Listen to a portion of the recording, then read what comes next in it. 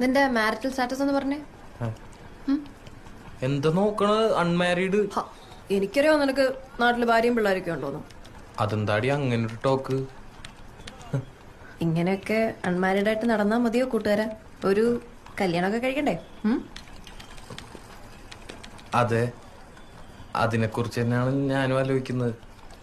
ഈ അൺമാരീഡിൽ നിന്നും മാരീഡിലേക്ക് മാറാൻ ഒരൊറ്റ യെസ് മതി.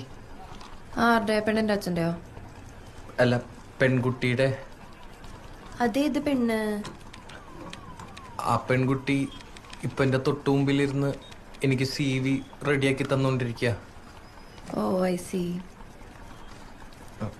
നീ എന്നെ പ്രപ്പോസ് ചെയ്താണോ ഇപ്പൊ കേട്ടെ? കേട്ടിട്ട് എന്ത് തോന്നി? എനിക്ക് കിട്ടാവുന്നതിൽ വെച്ച് ഏറ്റവും വേർസ്റ്റ് പ്രപ്പോസലാന്ന് തോന്നി. എനിക്കെന്നല്ല, ഏതൊരു പെണ്ണിനും. ഇടക്കിടക്ക് പ്രപ്പോസൽസ് ഒക്കെ കിട്ടാറുണ്ട്. അപ്പോ ഉണ്ട്.